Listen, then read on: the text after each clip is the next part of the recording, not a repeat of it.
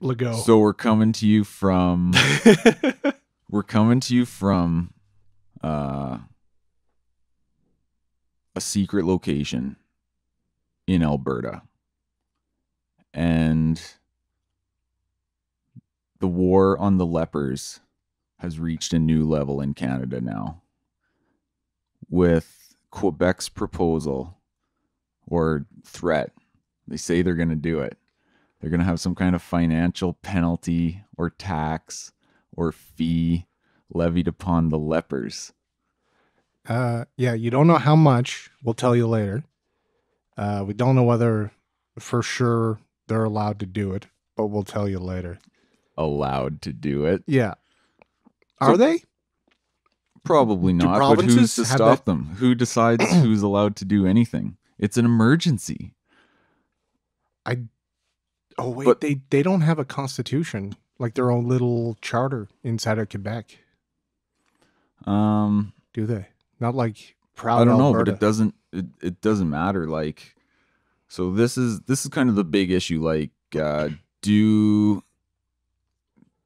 they carry through with this, or is this bumping up against something that they have to back down from, even if only temporary? So it is an interesting twist for a lot of reasons. So let's put aside the whole issue with whether it was like a pure political stunt, a distraction, because that public health guy quit the next day and made quite a few headlines, and he was saying like, oh, this is such a mess, like we don't have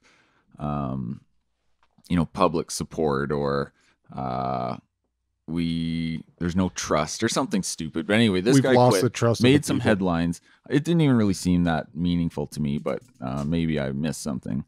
But then he comes out and he's like, yeah, we're gonna like have a special leper tax. And so that's interesting. That's new. We haven't seen it in Canada yet. It was proposed in Austria, I believe, or was it Germany? It was Germany, and that's done. Austria, it's done. Italy, it's done. But Greece, they have one too. Greece, I think they just 50. announced one for the old folks over 50 or 60 or something. So this is like a new innovation in the virus cult's domination and wealth extraction powers. Isn't it strange that the two countries that we go to specifically when we think about fascism, Germany and Italy, they're the first ones to pass this?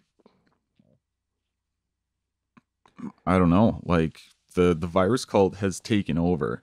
Like China doesn't count. Pretty much the entire Western world. Yeah. Nothing out of... Indonesia has one. But like, who cares about Indonesia? Or is it Cambodia? Duarte's. He said, if you're unvaccinated, stay in your house, we'll kill you. It's different enough that honestly, like that kind of stuff doesn't matter, because those countries are kind of like... sort of like alien to our broader culture. Like we're kind of like OECD, or it's Western, it's the Western world. So it doesn't really matter what Indonesia does. It matters what if it's a lot more likely to affect us if Germany does something than if Indonesia does something, or if Britain does something versus if what about France? Congo does something. And what about France? Yeah, sure, if France does something. Yeah, but there's kind of like this broad. But do you think it's funny that the French Prime Minister came out that week and was like, "I'm gonna make life shit for fucking unvaccinated people"? Yeah, we've got a lot of that. Trudeau was talking about that a lot, like continuing the demonization, the identification of the unclean, of the filthy, of the disease spreaders. Every totalitarian movement needs that. It needs to have that group. And that's, again, like none of this is inconsistent with anything. Bringing in the vax or the leper tax, punishing or cutting off or basically restricting or locking down people because of their leper status or ritually clean status.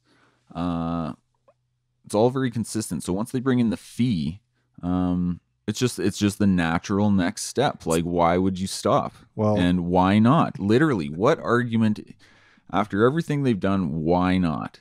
So it's an interesting philosophical and like the practical side. Like, I don't know what you do. And plus, we don't really know the details on what they actually intend to do. If it's just kind of a stalking horse, or Let's assume they're going to copy what Germany and Austria have done. but I don't know enough to comment on how they're specifically going to work. But just say the principle of it. So if you're a member of the virus cult, why not? Why wouldn't you do this? But on the other hand, one thing that's kind of interesting about it, I guess, is that it does, in theory, bump up against our sacred, holy institution of our Canadian healthcare system. So it's supposed to be universal. In the Canada Health Act, like, it has to be given to everyone regardless of their status. But why does that matter? But that's an interesting conflict, because you've got the virus cult, which is one religion, and Canadian healthcare, which is another religion. They've kind of fused in this case. So I think they can do anything they want because it's to protect the healthcare system. That is the principle they operate on. Of course, we would have wound it back to like any intervention or restriction they've done. But we're way past that. And at this point, where is the principle that limits the virus cult, where they say, well, this is going too far? There seems to be no limit for them. Their tolerance for brutality. Exactly. And that tolerance is effectively unlimited when the mob is involved. Well, the violence is assumed. The brutality of the violence is the seasoning that makes the steak. It do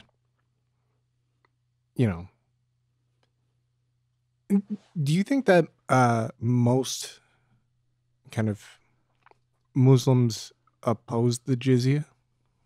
Oh yeah, it is the leper jizya. Yeah. That's what it is. So if this is the virus cult's version of the jizya. Yeah. And the jizya, for anyone who doesn't know, that's the tax. That's in the Quran, Surah 932, 933.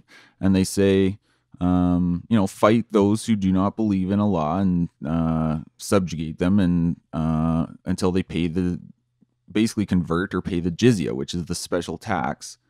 If you're, it's only for the people of the book. I asked somebody only for about the Abrahamics, supposedly. Well, so that excludes Christians. I asked a buddy. I was like, bro, what's the deal? And he was just like, it's just for the Jews. Don't worry. What? So it's just for the Jews. Don't worry. Well, in theory, it's supposed to be for the people of the book. Anyway, that's a bit of a rabbit trail. It's totally unnecessary. Other than the religious dimensions, the pattern keeps showing up. I'm just saying, like, the part where I'll tolerate you, because the point is not to make life more difficult for you monetarily. In the same way that people were kind of condemned to ghettos and they shut the doors at 10 o'clock at night. It's the humiliation. The point is not to make your life financially uncomfortable, because if you're well off, this is nothing. It's like a speeding ticket, like you don't fucking care. Well, go ahead. It's the humiliation. That's what we're trying to get at here. That's why you have to pay the jizya. Oh yeah, for sure. To let you know. That's the point of it. Yeah, your shit's mine, and don't ever forget it. And it is, of course, it does tie into the whole, because the leper, he's not just like dirty and sick with, scabs or skin problems. Like, he's spiritually contaminated, if you will. So it's very different than just like a sick person. It's, you can't be in the Holy One's presence when you're like that. This is just another step. So, of course, it's all unjustified. None of it works. It is about humiliation. It is about targeting the dirty people. You see it in Macron's comments. Justin Trudeau's been making some weird comments about people lately. There's been a couple open letters about that. Basically, you are the worst person on the entire planet if you are one of these lepers. These horrible lepers who didn't take the medicine. And I mean, wow. Actually, I talked to this older lady who's from our group, and she went to a different group where supposedly people were like free thinkers. Anyway, she says someone threatened to like beat her up because he was such a crazy virus fanatic because she was a leper. And it's like, what are you doing here? Blah, blah, blah, blah. So Really? yeah, quite a scene. People are crazy. And you know, it's a lot of cheap talk, but people are still, they feel empowered to like go after people. It's like the way the leftists, when Trump was in power, they're like, man, all these honkies are like feel empowered to like attack minorities in the grocery store. They're just walking around with red hats on. They don't. But I even... kind of see it happening now. Like I mean, it really is like that. I don't think it's too bad in my own experience, but it's out there, and there's. Well, it's sort of like you know how if someone just gets like absolutely fucked up, and their like it's shits on World Star, and somebody's like, "Oh my God, look at this vicious attack," and it's just like, "Whoa, whoa, whoa! Let's wait for the whole story." Turns out that guy called him the N-word, and they're like, "Oh, that's okay." Yeah, like beat his ass. Get him. Like, this is what you get. We should, you know, if you put if you give a racist brain damage, like I'll start you a Kickstarter. I'll get you a GoFundMe. We'll get you out of jail. We'll have you on CNN in like fucking 2 weeks. You'll be good. Well, when will that happen for unvaccinated? Like how long before it's like the part where it's like, oh my God, what a vicious attack. And it's like, it turns out he was unvaccinated. So that is a logical point down the line. So it's like, well, we keep moving farther and farther down the line into weirder and weirder territory. We're at for Canada, we're at the tax proposal now, like tax them, fine them, blah, blah, blah. So Trudeau was asked about it today or yesterday. And he seemed pretty interested in the idea. Now, he didn't come out and say it. He gave a very political answer. Yeah, what was his answer? Basically, I need to know more details, but it's important to look at like innovations to, you know, fight the pandemic or like some new ideas. Yeah, basically new ideas. So he's pretty open-minded. Now, his health minister, I believe, threw out the idea that, yeah, we are eventually going to have mandatory vaccinations, whatever that means. And there was a response. So this kind of ties into the whole tax thing because we're reaching the kind of these new levels. People are talking about mandatory. The NDP health critic was talking about mandatory, like, yeah, that'd be something we should look at. We're open to it. Yeah, so that's the new stalking horse that's being put out there. And we've got this tax idea. So these are two big ones, I think. Now, I mean, people should be just absolutely shutting it down, but and it should be laughed at. It should be embarrassing. The politicians should have to apologize for like suggesting something like that. But of course, that's not how it works. So we have had some response though. Ontario said, no, we shouldn't do that. And Kenny said, no, we shouldn't do that. No, he said, I'm never doing that. Which is exactly that. There's like even Trudeau said we shouldn't have the medical passport way back. Yeah. Basically, everyone said we shouldn't have it. And so, of course, people saying now that we shouldn't do something is pretty much meaningless because the weight of the tide is still heavy. Yeah. Now there are, of course, some cracks and some more people's patience seems to be wearing thin, but it's still up against a very hardcore fanatical cult that holds all the nodes of power in society. So there's still like a long way to go, and who knows how far down the line it goes. We're at the mandatory vaccination, whatever that means, and stick them with a monetary penalty or tax, whatever that means. So, you know, we've gone pretty far. Yeah. And violence is down at the end of that road somewhere. Australia's got the camps. Dude, we've basically got the camps. We just use the hotels for them. Yeah. We just say they're, well, no, Manitoba set up that camp. I remember there was an article. I don't know if they put anyone in it though. Well, they went and hired a bunch of ex-RCMP guards. And wasn't there some indigenous reservation where they like, oh yeah, we're gonna use these housing units to put people in? It's like, why don't people live in those places already? Like, what's going? The whole thing's just a grift, a huge scam for money. Like you were saying a while back, or earlier today, the testing cronyism. Oh yeah, like the vax is just the like plastic shield cronyism. A lot of people were trying to do their cronyism. Yeah, remember a year and a half ago, people were trying to like get stuff for their home office, and you just couldn't buy anything. You couldn't buy acrylic anything. Yeah, like anywhere. Well, messed up. Yeah, we thought we thought it would be you got to go out and stock up, but I guess the feds backed down on their mandate for the truckers. There was some guy who was like, we're gonna shut this shit down. It's like, that didn't work in Australia. It's not gonna work here, dude. So the truckies, yeah, they always got fucking gay names for everything. Oh, the tradies, the truckies. I fucking hate them. So they had to go back supposedly on that trucker thing. Yeah. Who knows what'll happen by the time this is out. We'll see. But that would have been a disaster. It's all very like socialized and very communistic government, but it's like run through this public health authority that's kind of weird from the communism we had in our heads and that we've seen before. But I kind of want to shift away from that because we're up against this new bump. Like, can they push it past that? Remember way back when Ontario was like, we're going to have checkpoints. Yeah. No, they did. Between provinces, it slowed everything down. No, they were going to have internal checkpoints, remember? Oh. Because they were going to like restrict travel. And everyone's like, whoa. And that was like, okay, that was a little too far. Now people wouldn't even blush at that.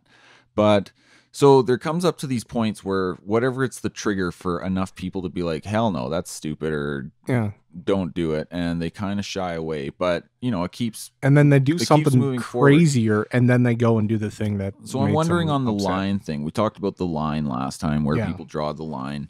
I don't know, like in your own experience, are you seeing like cracks in this authority, or you see like, or perceived cracks in the narrative where people being like, this is getting a little much here. Come on. No, I'm not seeing that. I am seeing people trying to, I'm watching people swim through their own dissonance.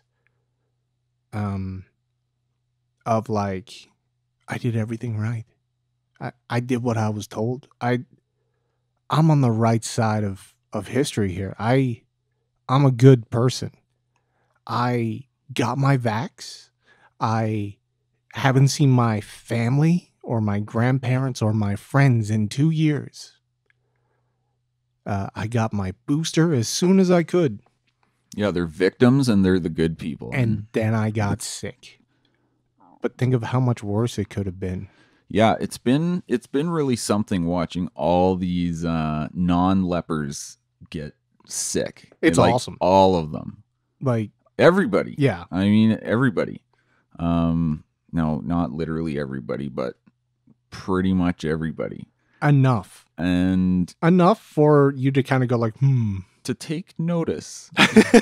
You ever notice? Enough to suspect a pattern, if you will. Have you ever noticed?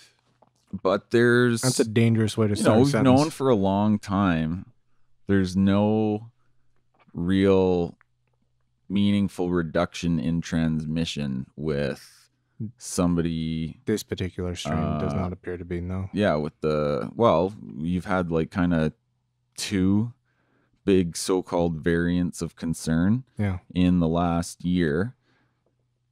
Two so-called variants of concern in the last year, and there's basically been massive, like huge spikes in all the places that were the most heavily vaccinated in general.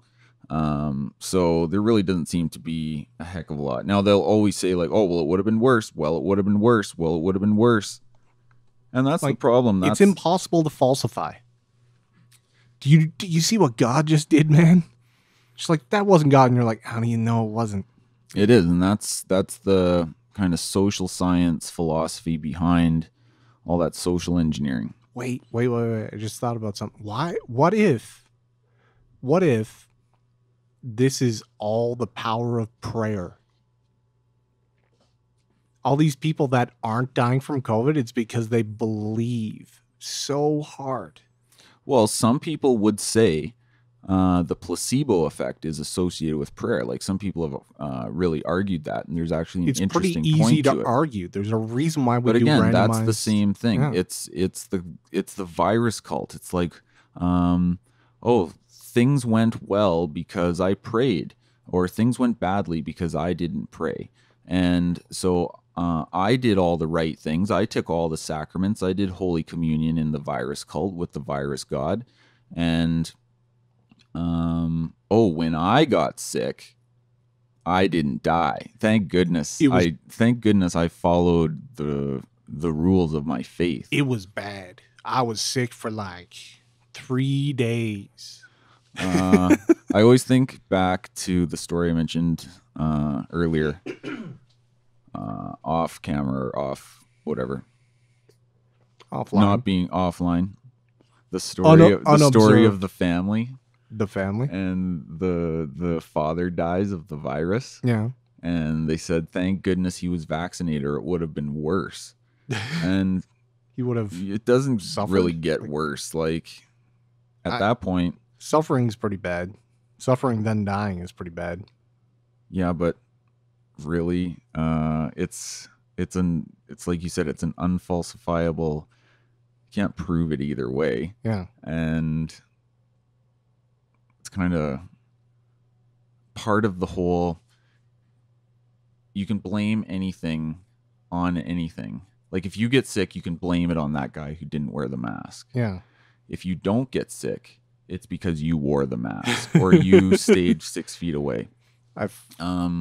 And that's gone down to, I guess that's maybe the way a lot of people shape their perceptions of the world because they just want it to be that way. But that's actually kind of a pattern in modern social science because it's all tentative and hypothetical. So anytime you basically observe something that is inconsistent with your theory, you'll just say, oh, we missed something. Or there was some other factor that we didn't account for. Our theory is correct, but we didn't observe it because of this. Yeah. So it just basically gives you an escape hatch no matter what to prove anything. And you see that every time there's a big spike. Actually, but real communism's never been tried. That head of the Department of like Immunology at University of Tel Aviv. No. It's got like a Hebrew name. I don't really remember what it is. I know, yeah. You know what I'm talking about? Yep.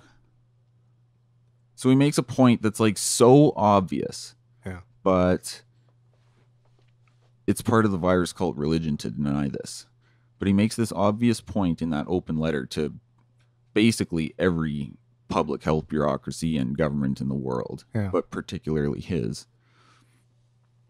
He says the infections just spike and then they, the wave goes down by itself. And you always say it went down because of something you did. Yeah. And you know that's not true, but you keep saying, oh, we defeated it. We defeated it. We defeated it. And it's amazing to have that power. Imagine if anything that happened that was positive, I could be like, yeah, that was me. Remember, like imagine this. That was because of something I did. Do you know that I cured the common cold 3 times in 1 year? 3 times. Did you see, so who's the new prime minister of Israel? What's his name? Oh, doesn't matter. I don't know. Yeah. Well, he's no Netanyahu. That's for sure. So there's this footage. I guess he found out that his buddy's 12-year-old daughter wasn't vaccinated. So he makes this guy watch. The best part is the guy's in the room. Okay. So he calls in these fucking cameras. And in comes this 12-year-old girl. Dude, it's like a snuff film, dude.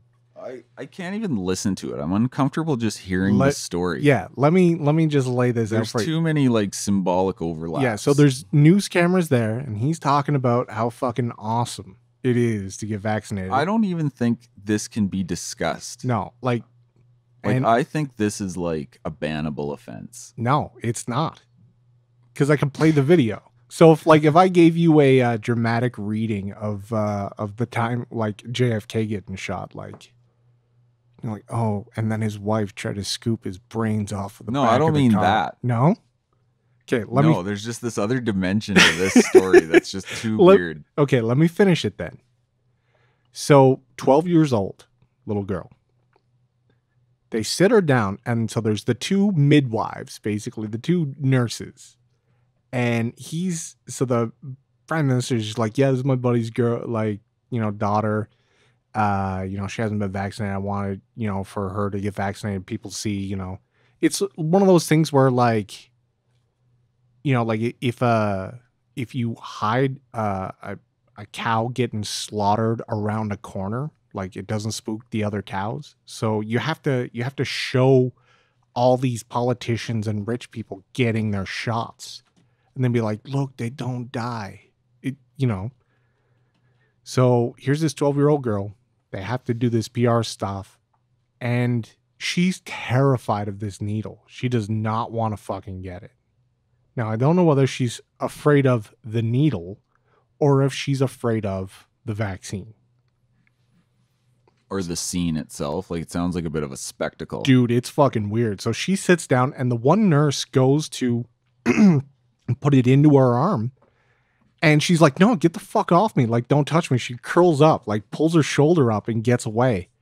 And the other nurse comes in from behind and grabs her underneath the jaw and holds her head. No, it's too horrible. Like, the story makes me squirm. And then slides her shirt off her shoulder so the other nurse can put in the injection. That's awful. Yeah. Twisted. But that's the cult. 8 o'clock news. How's it going? These people are nuts. Maybe. And they think we're the crazy ones. I don't know. I did make that a bit more sinister than it needed to be, but no, I think you highlighted how sinister it actually was. Yeah, I don't think there was any exaggeration there. That's what I observed. And somebody's like, no, it's just some little girl getting her shot. See, she's fine. She's okay. She got a lollipop. She likes it. So unnecessary for the children. Or I shouldn't say that. Yes, it is. Everyone should get it. I mean, everyone should get as many shots as recommended by authorities. Wait, so who did I sent you the study? It was it's make sure.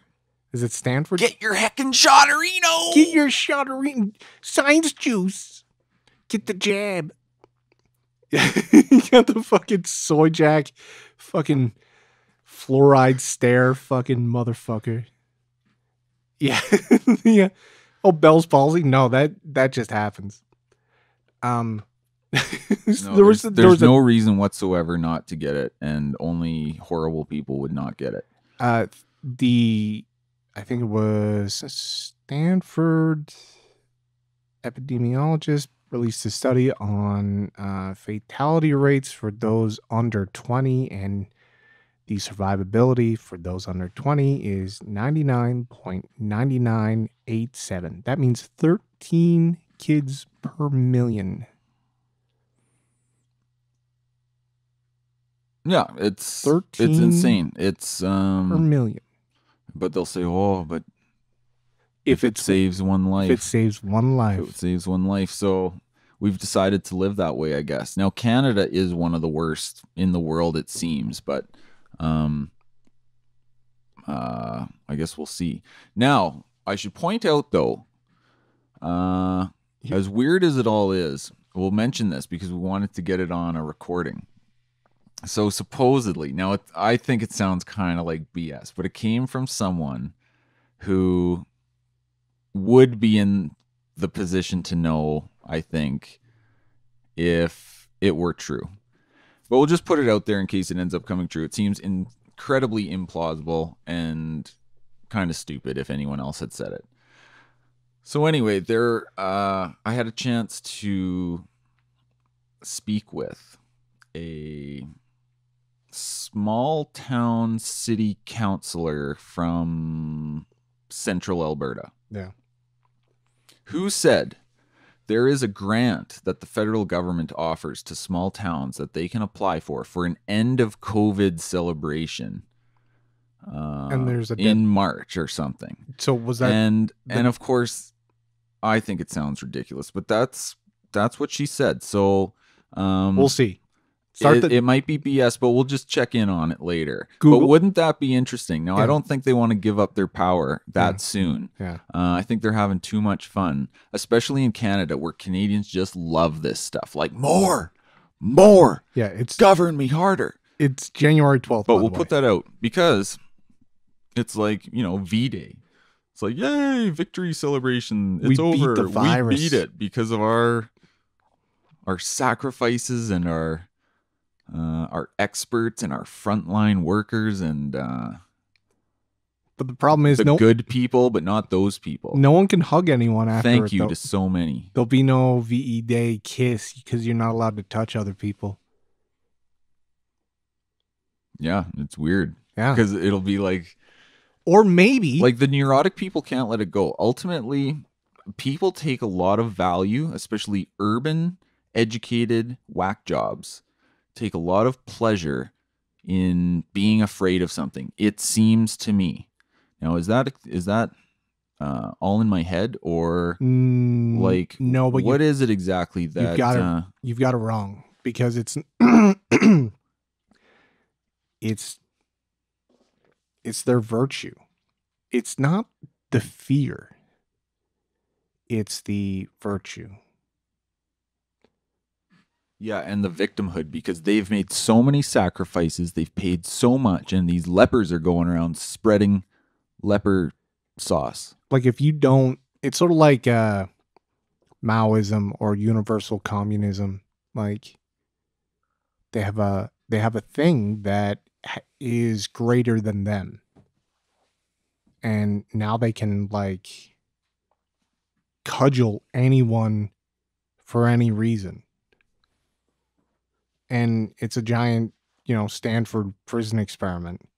Like, no, like the only reason why those, they stopped that experiment, but the only reason why those guards started fucking like hitting their, their classmates is because they had a stick. Yeah, it's funny how your behavior might change when you're given, say, like a badge and a gun or something like that. Yeah. Of course things are going to be different. You're like on a different playing field. They started doing weird things, like moving them for no reason. Like, all right, everybody out and into this other cell. Like, so, I think you're basically right. I was going to say though, we were talking about reaction to some of this stuff. A few, premiers have had a few things to say, like, Kenny the other day and whatever. We haven't heard much out of our favorite federal opposition leader. Oh no, Mr. Aaron O'Toole, the great, inspiring leader, the king in waiting. So he hasn't had much to say. He did say the other day that it was a little hard to follow. He's not very good at putting out like a clear argument about anything, really. But he said something to the effect of Trudeau is normalizing lockdowns. And I mean, we're kind of like, those horses have already left the barn there, buddy. Yeah. But then he said something about, I mean, okay, if that's the sentiment, like, let's not get too comfortable with lockdowns. And there's some failure that the government has made, which has made this like ongoing longer. Okay, whatever. Maybe that's something like you're trying to say. Yeah. But then he's saying like the government's not getting enough rapid tests to people. No, and then it's like, what? He immediately turned around. Doesn't really understand what's going on. I don't know. Like, he really has nothing interesting to say on the issue at all. He did, for example, he said like when they were putting in the mandate, like in the federal civil service and such, and he's like, well, we should maybe sort of accommodate people, but not too much if they have like some reason for an exemption, but like, like incomprehensible, wishy-washy stuff.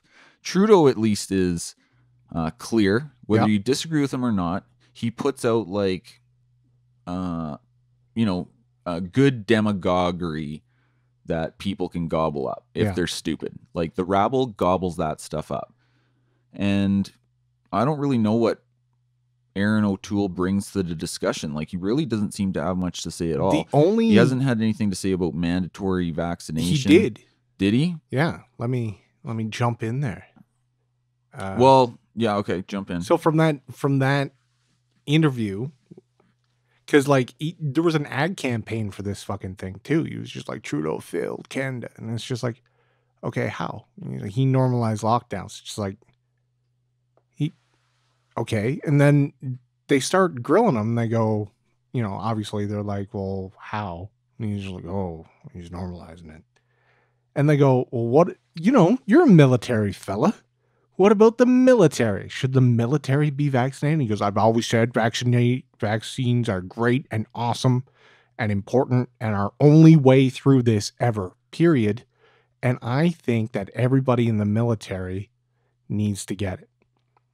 So he doesn't make a differentiation because it's one and the same. Even though 80% of people or 100% of the people get locked down, 80% get their fucking vax pass. Do you know what I mean? And they're like, oh, we're locked down. It's like, no, you're not. You just show your papers, citizen. You'll be fine. You're not breaking any laws. You don't have anything to hide, do you? Do you have your booster? Are you not getting your booster? Maybe then you're upset. But the part where he's like, yeah, all these people should be vaccinated. And it's just like, no, I don't think they should. And that was that press conference. In the same press conference, he was like, yeah, military should be forced to get it. Yeah, and I mean, oh, wow, okay. Interesting contribution to the debate. That's a real, that's so different from the status quo. Yeah, like, what are you talking about, dude? It's the worst. But the thing is, no one will fucking touch it. Some mayor in Ontario, not Guelph. I think I know what you're talking about. Yeah, he was just like, this is fucked up, guys. Haven't you noticed? She's like, dude, first rule of politics. Just stop noticing. Yeah, notice nothing. Yeah, like settle down. Meanwhile, here in Calgary, they're outside her house protesting right fucking now. Okay, that was an interesting, right? That's an interesting topic. Yeah, so we have a protest. Guess what was passed unanimously yesterday amidst the protests? You got to say what you're talking about, because our beloved mayor of Calgary, newly elected recently a few months ago, probably most hated not for being a total nutcase, but causing some trouble for the stupid arena deal. It's fucking awesome. But I think it was the greatest thing she's ever done. Yeah, fuck screw the Flames. That deal. Fuck sports. Like everybody, all these pigs at the trough. Get your fucking hands off my money. It's just hilarious. I agree. But it's hilarious that the reason it died is because she wanted them to pay more for solar panels. It was an environmental impact assessment that would be about $9 million, and they're like, we'll pay $4 million of that, and they're like, nah. So the virus cult has been hoisted on its own petard. So that's pretty funny. But anyway, what you're talking about is the mob that showed up. Yeah, not a mob of pitchforks and torches, but some sign wavers and some about 20 people. So they show up at her house, protest on a public street. Okay. And Kenny said it's just horrible. Just horrible. Yeah. And she said it's just horrible. Absolutely horrible. Guess who else said that? Mayor Gondek, our beloved mayor. It's horrible. Guess who else said that? And Kenny said it's just horrible. Our beloved premier, he said it's just horrible. Yeah, guess who else said it? I can only imagine. Think of the poor neighbors. Nenchi. No. Where is Nenchi? Oh, fuck. I don't even want to think about him. He's at a cheeseburger. I haven't thought about him until now. I don't know why he popped in there. He's like the Stay Puft Marshmallow Man at the end of Ghostbusters. He just popped in there. There he goes. I've been trying not to think about it, but it just popped in there. Yeah, it's the he's the jingle. That you forgot that you couldn't. What were you going to say, though? We were talking about okay, this might be a bit controversial. What? Because I suspect you're a fan. Of what? of people that, write for conservative magazines here in Calgary, namely the Western Standard. Oh yeah, they like everyone thinks it's just awful. They're like just horrible. And I was like, oh my god, I thought you guys were awesome. Turns out you're all fucking BoomerCons. No, because they got to be respectable. Yeah. And so immediately they're like, oh my god, this is crossing the line. Now I don't know where the line is, to be honest. I don't like no, okay. I hear won't me out. comment on that, hear me but hear me out. It's a debate that should be had. Hear me out. Okay, so I was like, oh fuck, turns out these guys are BoomerCons. Like, okay. Who was it? Common Sense Morgan, or was it Phil DeBar? It was Mr. Common Sense. Because common sense, of course. Yeah. Like, it's just common sense. Think of the poor neighbors. Just common sense. It really grinds his gears. It makes all the anti-lock. He's not, whatever. It makes us look bad. Look, I think I'm glad they exist and I wish them well. I consume their content. It's just that I think they're very wrong on this. And the reason why I think they're wrong is because this is literally the only thing most people should be doing. Because when you talk about things that affect you, like strongly, what could affect you more that you can do something about than your city politics? Yeah, that's true. And I don't I don't know in terms of effectiveness. That's one debate. You can go and protest Hinshaw all you want, but like, there's not it's not going to make your life any better. This potentially could make your life better. Maybe. But it didn't. It didn't. Well, it didn't seem to move anything one way or Not another. even a little. The next day, they passed a requirement. It's apparently a municipal requirement that if your kids want to play sports, they must be vaccinated. Now, regardless of what the provincial rules are. Mm-hmm. So if you want to play soccer in a city facility, or that the city has jurisdiction over, you must be vaccinated. Or, your teenagers, your kids, they don't get your wee ones. It's over. Get them baptized by the Pfizer. Yeah. So it's unanimous. Don't ever forget this. Unanimous. Of course. They fucking hate your kids. I don't care if they want to play soccer or hockey. Of course. I don't care if they're outdoor. I don't care if they're indoor. I don't care if they would fucking kill themselves if they didn't have the junior varsity jacket on. Fuck them.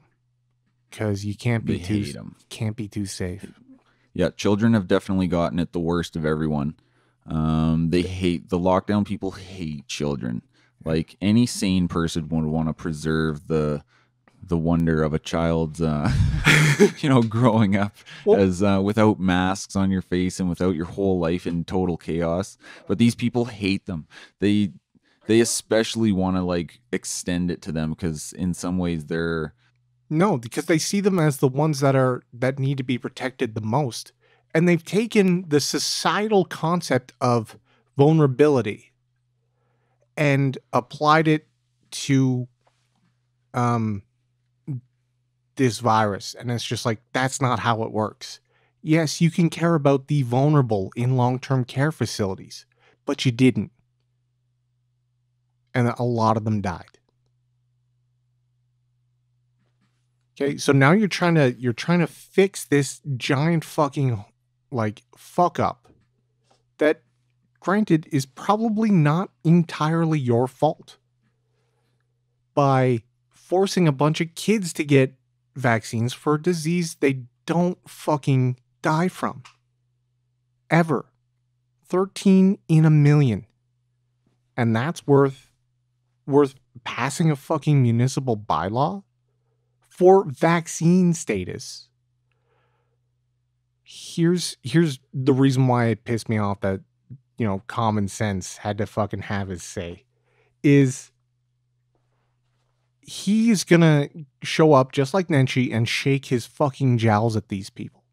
Now, I should bookend this with I'm not gonna go protest her fucking house. I don't give a fuck what she does. You guys picked her, it's not my problem. But these quote unquote these people have been called every fucking name under the sun. They've been called racist. They've been called misogynist. They've been called evil. They've been called unclean. They've been called murderers. Okay? And you think in your common sense approach, you showing up and shaking your jowls at them because, oh, you're just not a good look. The optics are bad. Or, that's beyond the pale, or, some other fucking obnoxious saying. You can't do, they're like, oh, that's disrespectful, or you can't do that. And it's just like, what kind of fucking gun are you bringing to this fight, buddy? Because people have called me a murderer. Yeah, it's really a lot of these BoomerCons, common sense BoomerCons, don't seem terribly interested in the issue. Now, most of the resistance has come from kind of the conservative element I've found, like way more than a lot of so-called like libertarians and stuff. Like in Canada here, it's all been conservative-ish kind of sources for the resistance, at least in kind of a public sense. Under the surface, there's some what we would call leftists that are refuseniks and rebels and the horrible people, we would say. My people. Filthy hippies. But there seems to be almost less interest among the common sense boomer class. It's like they've almost settled in a little too much. There's an aristocratic vibe to it, and I don't like it. It's not like, oh, let these people rodeo. You know what I mean? Like, there's this like, oh, it's night and day, man. When you go from urban as well to like central Alberta, more rural, like it's amazingly different. And a lot of it's like, regardless of what's on the books, like it's what people are actually doing. Yeah. And there's basically just a lot more disregard for a lot of this stuff, which is good. But a lot of the urban BoomerCon class, I think, is a problem. Like when I talk to my MLA, she basically says there's a lot of people who like want quote unquote reasonable restrictions, and it's not just NDP voters or whatever. Like there are committed urban boomer, especially pension consuming classes, that are pretty into this stuff. I don't know. I just thought it was a bad take, and it kind of bugged me. They've had some annoying takes too. Like they've done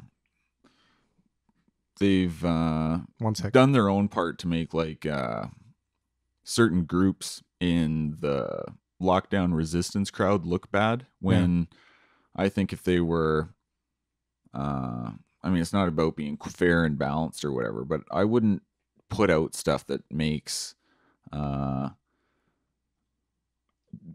it easier to represent a group by its stupidest members.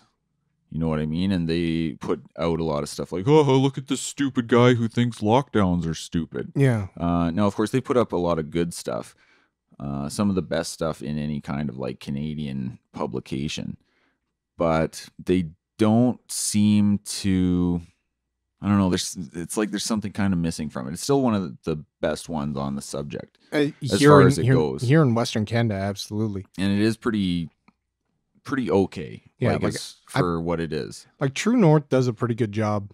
They're kind of okay sometimes. But they do have this really weird thing that bugs me every single fucking time. I don't know if they have like a junior staff writer or what. But anytime Jagmeet does something that looks like a little hypocritical for like a filthy commie, they're all about it, and they're like, check out Check out Jagmeet Singh's wedding photos with his wife wearing a $10,000 dress. And it's like, dude, shut the fuck up. Are you...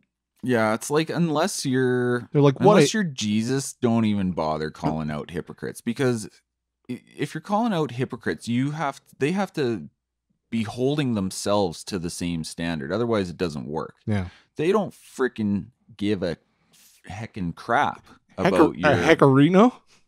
Is frickin' too R-rated?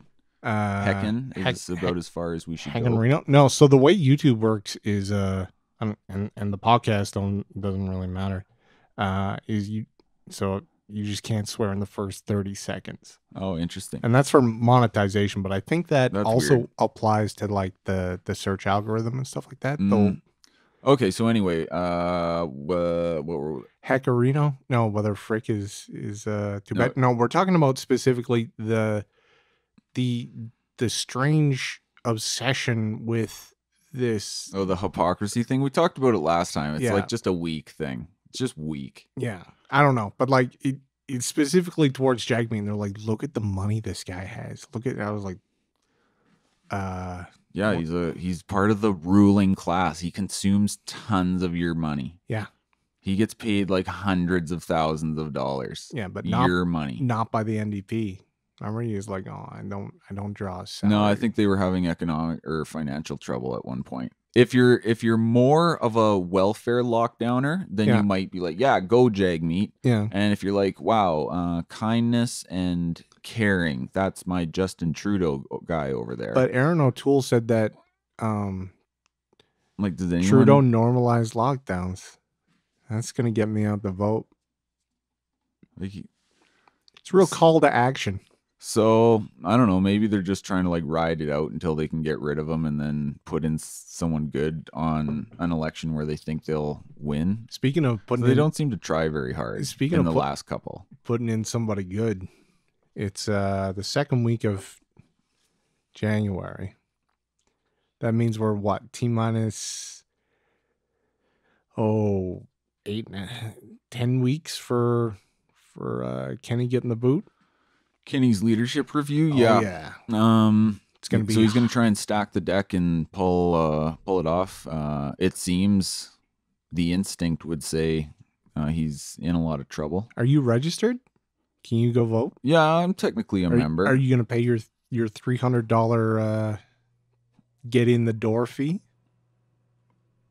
I'm a leper. Can I even go in? I don't know. Probably not. Do you think they're not allowing members to vote based on vaccination status? Well, you're allowed. Just get a test. Dude, these are boomers. Oh, we can't accept that test. And not that test. Yeah. No, I think you should do it. Just go there and fucking just stick it to them. Go to Red Deer, like... Yeah. Let's go. Let's do it. Is it on a Friday or Saturday? Oh, I don't know. Let's do it. Well, look into the details. I'll find them. Something that can be explored, but I'd rather fucking die than have these people have my email address, though. Yeah, if you're already registered, their mailing list is pretty bad because they try to make themselves look good, and they don't have a lot to work with. But so you can only. I mean, I've talked to some people in the party who think Kenny's toast, basically. Yeah. I mean, like other MLAs. Yeah. Now, who knows? But what's the alternative? Well, it seems like Brian Jean. Oh, no. But I don't even know what's going on with that. I think he still has to win a seat in February, which I don't know how that's going to work. Kenny is talking mad shit, and he's like, yeah, let him run. Thing is, that seems so. But even if Gene wins, what does that change? All he's offered is, well, what if we need to trust the decisions more? We need more transparent data. And it's like, that's what the tyrant always is in favor of transparent data. Like it wasn't, the government has these freedom of information requests. It doesn't matter if you have the information. Yeah. It's the decisions that are the problem. Oh, it's also It doesn't matter if they give you more reasons for a bad decision. Yeah. It's the philosophy. It's the lockdown-ism. And Gene is Notley in a different outfit, much like Kenny. Better pantsuit. And he doesn't challenge any of that. Like he's basically the O'Toole at the provincial microcosm, because you could compare O'Toole to Bernier. Bernier comes out very clear with an anti-lockdown, anti-cult position. Whatever you want to say about him, at least it's clear. The same way Trudeau is fairly clear. The O'Toole doesn't have anything really to articulate. Same thing with Gene. He basically has nothing to articulate, even when it comes to an issue that he should be very strong on. And he's like, I'm so passionate about this, which is like a fair deal kind of issue with Ottawa. He doesn't articulate much that's big. Like it's kind of nitpicky stuff. And he's very wishy-washy. And heck, even Notley says we need like a fair deal. So it's just... It's like I oppose murder at this point. Yeah. Do you know if Barnes is kicked out, right? Can he even run? Can he be reinstated? Him and Lowen are kicked out. I don't know how that works. They're independents right now, I guess. Yeah. So they're not in. They're Can not he allowed just in show the up caucus. and take over the party? I don't know how it works. He'll just have a kegger in the fucking parking lot. Come on out, boys. That would be funny. That'd be sick. That would be funny. He should just rent. He should have a bigger thing, like right beside it. Yeah, that would be funny. Just free beer. Because come on out, boys. Like these guys, I don't. Maybe I just haven't been able to pay attention, but I mean, what can they really do? They can criticize some stuff here and there. Yeah. And there have been some critical statements from other caucus members, like in the legislature. It's something, but we really aren't getting a lot to work with for the anti-lockdown philosophy, like the principle of it, because they're all basically progs. They're all basically leftists at heart. There's no limit to where, again, they have no reason to draw the line anywhere based on their philosophy. We do. We had a hard line where we could cut it off, because at least like it or not, we've got kind of at least a system that will try to apply a set of principles. So there was a clear point, disagree or not, where we would say, no, too far. Yeah. There's no limit to these people. Whether it's Gene, Kenny, Notley, Trudeau, O'Toole, Jagmeet, they can't define a line. It's impossible. There's no reason for them to. They will never bump up against something that they conflict with, because there's only one goal to the totalitarian mentality of the virus cultist, and for that matter, the leftist. Do you think that's political or psychological, or just a wonderful crossroads of the two? Yeah, it's just the complexity of human mind and emotion and stupidity. It's crazy. I'm gonna change gears pretty hard on you. Do you think culture as a whole in North America has dissipated because of COVID?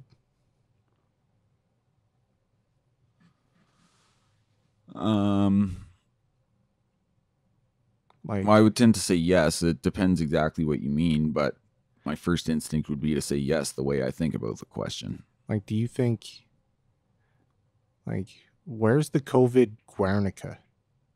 Do you know what I mean? Like, where's the art that's coming out of North America and these people? It's like late night talk show episodes. Yeah. They have like vaccine songs. Yeah, I saw that. But like, where's the maybe I'm not tuned in. Like I'm missing out. There will be monuments. You think There so? will be monuments. George- Monuments to the frontline workers. Yeah, just Martyrs to, or not, what are Fauci statues? Oh. Teresa Tam statues? Maybe Kenny will put up a statue of himself. Just eating a cheeseburger. I fought COVID and I defeated it. I won. I made some hard choices. It was the toughest part of my career. March 2022. We won. I don't know. Like I It's just like Afghanistan. You just declare victory and just leave. go home. Whatever's going on. Do you know that They could have done that in Vietnam. Yeah, it's They true. could have done that. They could have just been like, "Oh, we won. Okay, we're coming home." And the press would have been like, "You didn't win. What about this?" And we're like, "Yeah, but we killed some bad guys and whatever." I'll let McNamara take that question, and he'll go. Based on my data collection, there's a lot of dead Vietnamese and not a lot of dead Americans. The end. See you later. We won by body count. Yeah, like the video, like a Halo deathmatch kind of scoreboard. Yeah. Well, because McNamara was the new breed of political. They had a pretty crazy body count, Dude. It's like crazy. the Americans compared to like the Iraq War and or something like that. Oh, it's out of control, dude. But yeah, that's a pretty big detour. So back to what you were saying about culture. Yeah. So. Have you seen monuments? The monuments. You ready for them? No, I'm just thinking about all the really shitty, like that global homo like art that you see on the Google Doodles. It's just like vectorized, cartoony people done in profile with outlines, and like they're always like disproportionate and strangely softly drawn, like noodle people, but they're purple and they have pointy noses. Or what? I'm not sure what you mean, but like it's every shitty propaganda art that exists right now. I'm gonna make you look at the have you seen the Starbucks one? The new Starbucks one in their ads. It's just like, people in profile, and it's just like vaguely human shaped things with of a rainbow of skin tone with cultural accessories. It's just this really gross vector art, and it seems to have been pervasive in the past maybe 10 years. And it's this particular style that I find like repugnant. Like, it's disgusting. It's degenerate. It's degenerate art, and it's corporate degenerate art. And I hate it. I have to get up early in the morning because there isn't time enough in the day to hate it. Hate all day, hate all day. Hate. No, but like I gotta show it to you. It's gonna, if it keeps going, it'll all fuse together into this like a pride parade, climate change, vaccine, celebration, cheap computer art. Yeah, like this vector art that is just, I don't know. It's too much. Yeah, here's the perfect one. Yeah, I hate that. So like what? Yeah, they are the destroyers of culture. Culture makes people happy, therefore it might make people sick. So anything that makes people sick has to be restricted, locked down, reduced, delayed.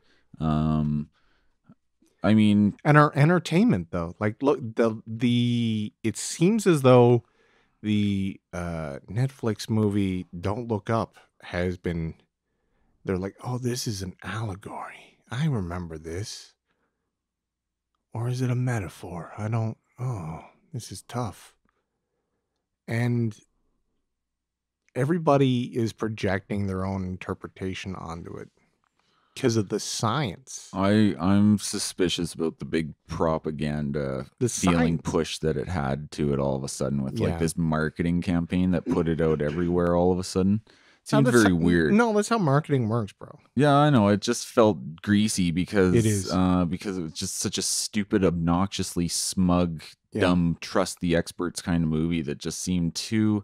And my wife was kind of half watching it while she was doing like some paperwork More or important Christmas things. cards or whatever she was doing. Yeah. And I went through the room a few times and caught like a couple scenes just retarded, like stupid. And I saw the ending, like maybe 3 minutes of it, and obnoxiously stupid. It's just like, wow, people don't care about anything. They'd rather take a selfie than save the world. Yeah, this is just stupid, like low BoomerCon, like old men yelling at clouds. It's but like you can project whatever political belief you have onto that tableau and let it rock. But what I'm offended at the most is people are like, it's like idiocracy. And I was like, dude, you don't know shit about Mike Judge. Don't, just stop. You're not allowed to compare that movie to this thing. Like, it's different. Because, like, I don't know. There's a huge story behind Mike Judge and like what he is and what he represents. That's really interesting, but like I don't know, like and music, like I don't know, like all our cultural output is pretty much terrible. Then how does America still? Are they just like the cultural exporters de facto? Like that's it?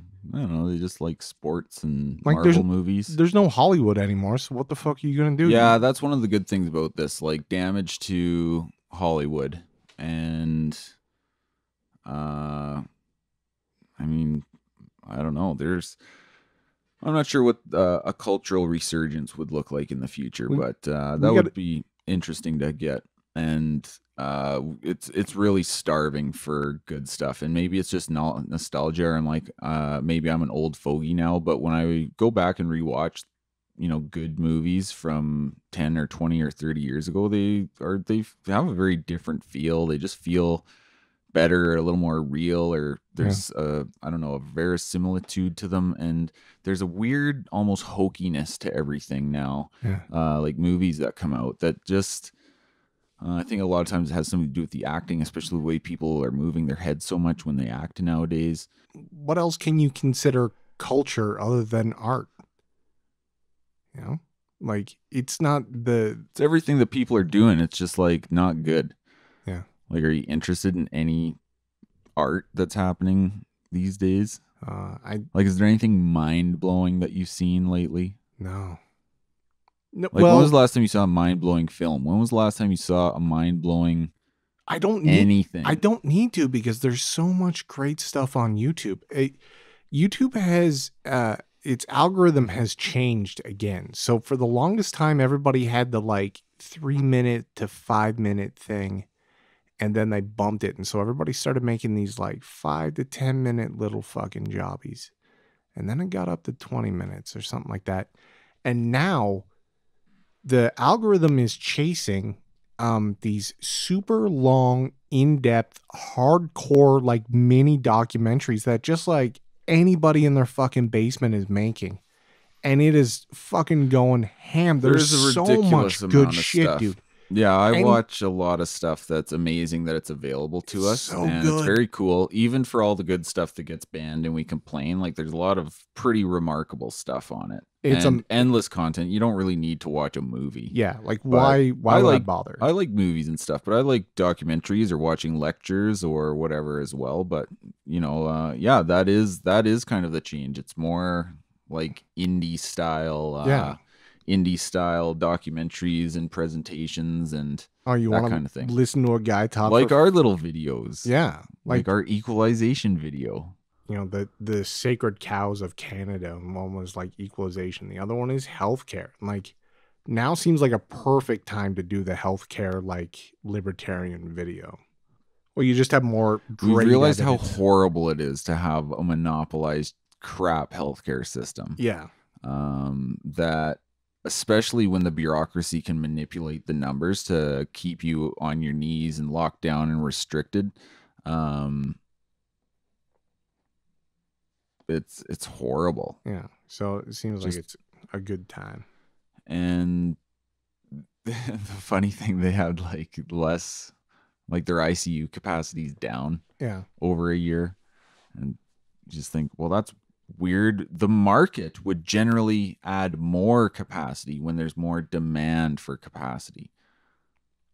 And the government gives you less. The government costs more and then you get less. Well, the government or the market doesn't seem to tolerate the top 50% of the people on the fucking sunshine list that are associated with AHS.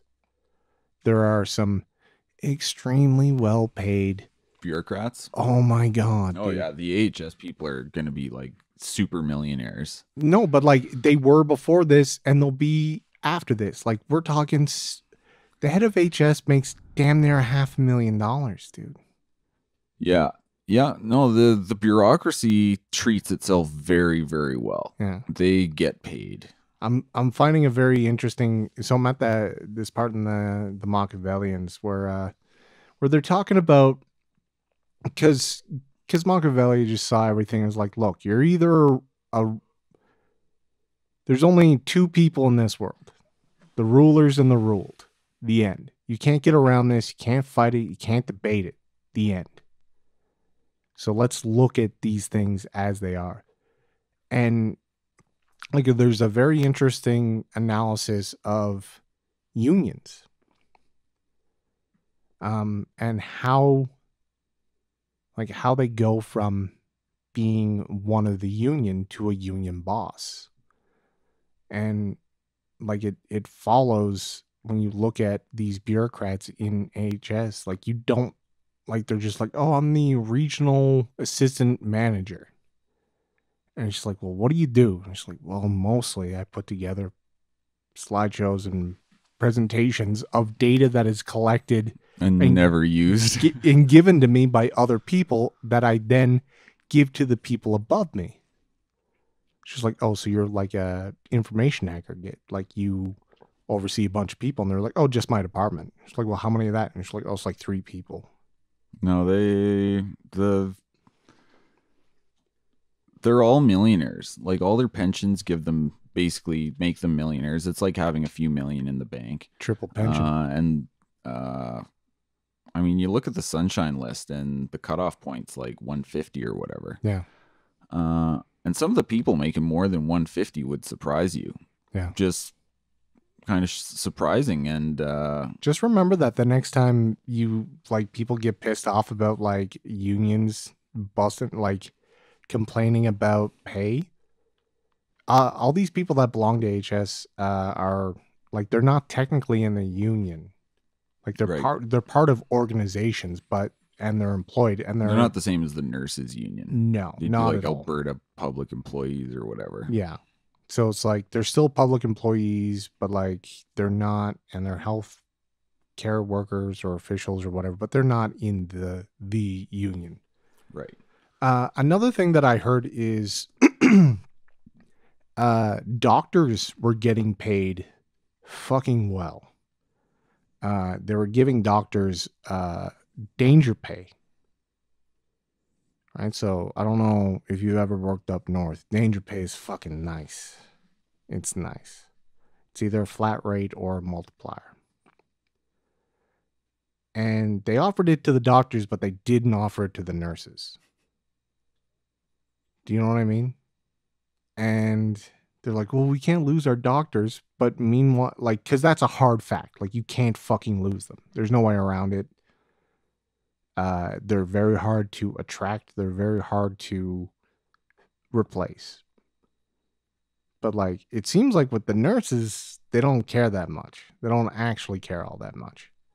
And that's the reason why Ontario can let go of 10,000 nurses and not give a fuck. It's out of control. No, the parasite class is getting really fat either way. And We got to pay, and like our economy's just getting choked out by this stuff. No, didn't you hear what Freeland said? All the jobs have been replaced. Mm, GDP was where it was. well, everything's hunky-dory. It's all good. It's all good. Relax. Do you think that is there some other kind of topic we should explore? Is there some kind of explosive grand finale? Like, I don't really have anything on the agenda anymore. Why do all politicians get progressively fatter? Because it's a reflection of their evil. It's like great unclean one, demonic. Do you think there will be any blowback for the state or the Canadian military for them being caught using basically psyops and propaganda campaigns on Canadian citizens? No. None? Nobody's going to pay for anything. It's going to be just like the Iraq War. Yeah. They got us into this. They screwed it all up. They lied about how easy it would be. A total disaster. No one got in trouble. Same thing with the financial crisis. No one goes to jail. No one gets in trouble. No one is fired. It's just a scam, man. But like, they've got a great system going for themselves. But the Canadian military was just like, yeah, we developed these techniques in Afghanistan, and we thought this would be the perfect time to test it on the Canadian, populace. So they literally admitted they psyoped Canadians. And they're like, nobody cares. Like, Canadians love it. They probably welcome it. They're like, whoa, that's great. They're so good. Man, I didn't even know. They did it to make people safe. I didn't even know they were doing it. They did it because somebody might get sick. Yeah, I mean, nobody's going to care. Like, it's just not interesting. Like, Canadians don't care about any of that. All Canadians care about is like having some publicly funded warehouse that they call a public school to babysit their children and indoctrinate them, and hockey games, I guess. I mean, Canadians love taxes. They seem to love being safe. They seem to love restricting anything that they like and feeling good about it, or pretending to. So yeah, that's the kind of people. They punish, like somebody being punished or held accountable for something, like, just ain't gonna happen. Everything gets swept under the rug or just delayed or obfuscated. Well, it's like, it makes me think of the Smalley affair, and all they did was disband the Ranger group. Like, they're just like, we don't have air battalions anymore. Like, this never happened. It's just like, no, I'm pretty sure they tortured and killed a kid. No one. I mean, I hope somebody is strung up for this, metaphorically speaking, or whatever, however you want to take it. But it just doesn't seem to be how it works. No. Like, some people will get voted out and they won't even think it was because of lockdowns. Everyone will think if you lost a lockdown, or if you lost an election, it was because you didn't lock down enough, because Canadians love lockdowns. And if you win an election, it was because you locked down lots. Yeah. Because Canadians love lockdowns. Love it. They love it. So, okay. Has a lack of civil engagement resulted in the requirements of political parties, or the requirement of political parties to select candidates for their celebrity rather than their content or their even likability? Because I don't know, I think it's just ass kissers and stuff, like sycophants and wow, this guy was kissing my ass for the last 10 years. Let's make sure he gets this riding. It's his turn. Yeah. But like look at these people. These people aren't celebrities. They aren't, like, I'm amazed at some of the people who get elected. They just seem like so low quality. But like, think about Joe Biden. Like, he was elected because he was what? Obama's buddy? Yeah, black people love Joe Biden, and he was Obama's pal. and he wasn't like a whatever socialist, which is a kind of a misnomer, but he wasn't like the Bernie style. He's kind of like the regular. Yeah, but they had plenty of those. I don't know. Yeah, I don't know. They fixed it, but like he's old. But then look at our prime minister. Yep. Okay, like he's no statesman. He's a. It's a different kind of celebrity. It's like it's are you an effective demagogue, or are you anything other than this guy? Or I mean, I don't understand how people get chosen. Like they all seem so bad most of the time. Is it because again Trudeau, obviously he's got a brand. He's got but my question was, do you think that is laid at the I wonder if that is laid at the feet of the abdication of civic responsibility for people? I don't know. I guess you'd have to think about the people who like would show up at a local meeting for several years, like every time, and like kind of build the connections. Like I don't know anyone who. Well, I know a few people who are very involved, but it's not something a lot of people do, and a lot of the best quality people go to the private sector. But it seems like maniacs are civically engaged. Yeah, well, it's because that's what politics draws. That's the best way to succeed as a maniac, as a sociopath. But they're like, I get to sit on a board. They were recruiting people in the city hall, and they just said, anybody want to be on this board? And it's like, well, what are your qualifications? She's like, well, I have a heartbeat. They're like, good enough. Come and make judgment on the rent control and subdivision approval commission board. Yeah, like that stupid Greg Clark guy who used to have a seat in the Alberta legislature. Was that his name? And he was like the one and only guy from the Alberta party. And now he's gone, but he sits on like the NMAX, or he sits on like the regulatory power pricing board or something. Like, you know, it's just how people get around in this stuff. They're all useless, absolutely useless. What do you think about people who gravitate toward condominium boards? What do you think of those people? Petty tyrants. Petty tyrants? And maybe some people who want to defend themselves from the petty tyrants. But would you ever, busybodies, man. Would you ever consider sitting on a condominium board? Maybe to protect myself. Yeah. Like you and your... I think it'd be kind of cool to take over a board with you and your buddies. It can be done. Yeah? Sometimes, like, we overestimate the competition, and you can just kind of rise to the top by doing anything at all. That's one of the weird parts about it. Yeah. But it's like, look at some, when the NDP got elected in 2015 Alberta, look at some of the people they got. Our like health minister? Deborah Drever, remember her? No. She was like some trashy like metal chick. Yeah, sweet. And no, she was trash. No. Like I'd seen her at metal concerts. And remember she got kicked out of the caucus temporarily because she wrote like some gay boy thing on a Jim Prentice poster. And gay boy. Like gay boys. It was something, and it was like, oh, this is like a homophobic slur. And I don't know. Yeah, she was just what would be perceived as a trashy girl, and then that sounds awesome. They just slapped her name to get the name on in her riding, and she just won because everyone hated the UCP because she loves metal and likes to call people gay. I'm like, sign me up. So that was when the NDP was basically nothing. So they had just like losers basically filling these spots, and they just happened to get in. Now they're, wow, look at us, we're really something. Yeah.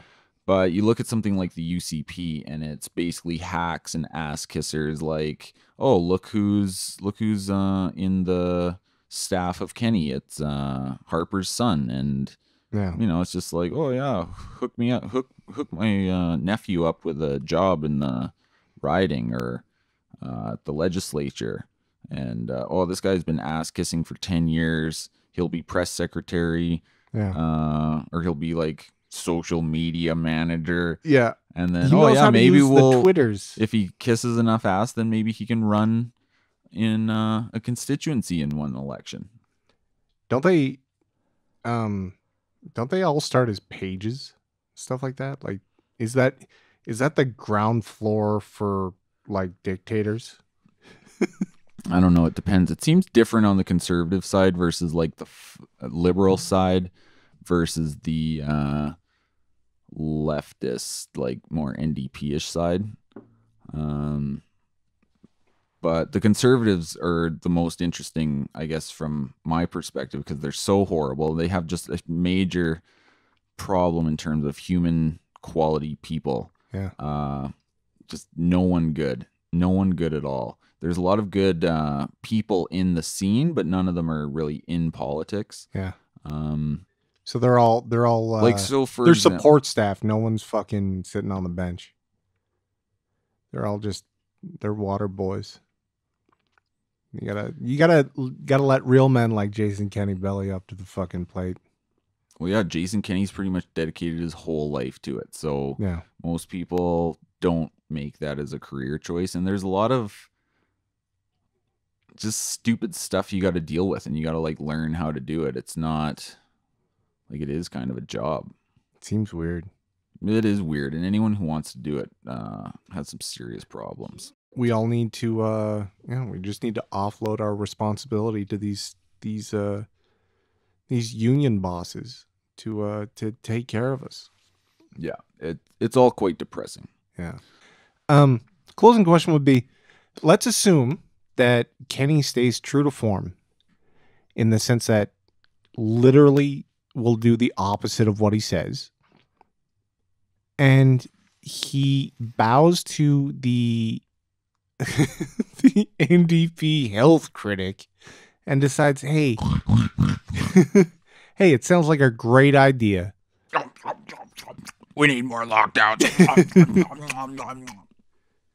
He says, you know what? Turns out Trudeau's given all the provinces $1 billion to implement a mandatory vaccine program. He'll do it in a second. Because it's like $100 million to implement the program, and then $900 million for his pals. Yeah, he's like, don't you want to help the nurses? Well, we have to do this. We have to protect our hospital system. So I'm sorry, folks. We're almost at the end of this. Do you know that for the past I don't like 3 this days, any more than you do. Now more than ever, we have to come together and keep this ICU. Now more than ever. Now more than ever is the phrase of 2020. Just temporary measures. I know this is new temporary measures. We're going to implement back to stage 2. People. Kenny will do it. Kenny will do it in a second. Yeah, I have no faith in him to keep his word, just like I do any politician. Now, the MLAs I talk to, by the way, they will, try to defend. Yeah. They won't defend the situation, but they'll qualify it. They aren't they say like, well, yeah, we're not happy about it.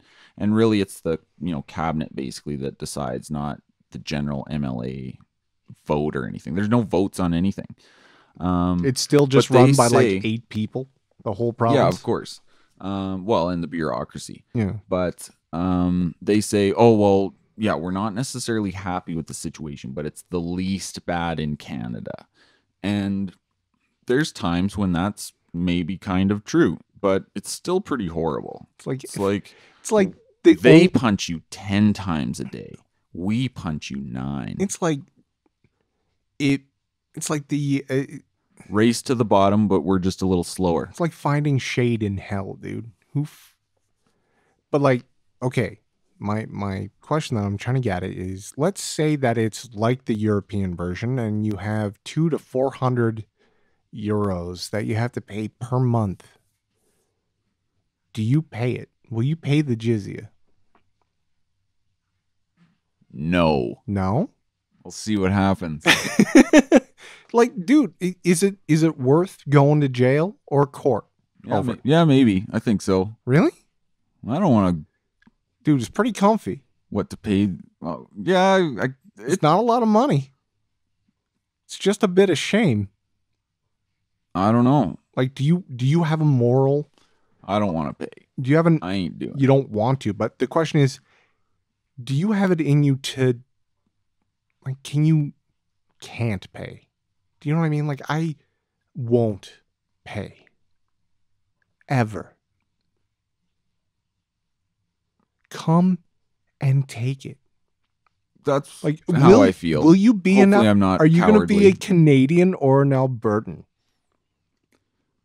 Yeah, well, I don't want any part of this. I ain't paying. Kenny can give me his jizya, and I ain't paying it. So, like, I'll see what happens. I would prefer to resolve it through the courts, as I have a wonderful lawyer. Sure, fight it out. Like, just ready. You probably lose because the courts have been totally corrupted by the virus cult. I got a good lawyer. But maybe that's the only way to go. Maybe, I mean, there's got to be fights on all this stuff to challenge it, but the government has no challenges whatsoever in the courts. Not in terms of people bringing the challenges, but the courts themselves, the judges are like, no, they can do it. They can do it. They can do anything they want, basically. They have the power to tax. And they're like, oh, so it's a tax. It's like, no, it's a fee. It's like, well, the words are different. Like, is there the wording in Nobody knows. That's why it's hard to comment. Like, and it's obviously a half-assed thought that he just threw out there. So we don't know what the jizya entails. Let's say that they decide to get around it by just saying, look, it's a tax based on health status, the end. Just in the same that we tax cigarettes. It's just that you're basically smoking. Cigarettes you pay for when you go buy cigarettes. Like, how do you pay the jizya, the leper jizya? By being part of the health system, by having a healthcare number. Like, what, do they send you a bill in the mail? Because they used to, in Alberta, remember, they used to send the premiums. Yeah. You used to have to pay them every month. So, yeah, they're going to hit you with that. That's how they would do it. And they'd be like, look, if you have oh, you didn't pay, so you get late fees. Oh, you didn't pay, you go to collections. Yeah. And then you didn't go to collections, we'll put a lien on you. Yeah. Or we'll, maybe they link it to stuff like, oh, you can't, it's tied to your registration. Yep. If you want to go register your car, oh, you didn't pay the jizya. Yeah. And that seems like a natural path for the lockdown cult to go. That seems like the path of least resistance to implement it. So the question is, do you just fucking pay it? It sounds easier to just fucking pay it. Yeah, maybe. It depends on how punitive it is, right? And how where you, like, maybe not even the punitive factor. Maybe you just want to fight it for the principle or see what happens. Those people always get their dick slapped. Oh yeah, for sure. Bad, dude. You can't fight the city. You can't fight the province. No. So, yeah, it's not looking super good, but I guess we'll see. But we'll see how the concrete idea forms. You want to know the most beautiful thing about it, though? You basically only have to pay $200 a month to be a murderer. Like, think about that. Think about the fact that you don't get any of the benefits. But there's no benefit at all. But you're a filthy unvaccinated. Like, if you could pay for the right to murder. Yeah. This is it. Theoretically, if you're kind of a dirtbag, you can go murder people. Yeah. But you don't get to do anything other than exist and breathe and be in our spaces with your filthy unvaccinated skin. Yeah. Look at I don't know. And your organs full of unvaccinated tissue, just murdering people left and right. I would pay the $200 and sneeze on everyone I fucking met, and they'd be like, I can't believe you sneezed on me. And it's like, I paid the government $200 a month so that I can murder everyone I meet just by breathing on them. It's awesome. If only. Sometimes the desire is there. The dark side in all of us when we're persecuted. It comes out. It inflames our passions. It's absurd, but I think it stands.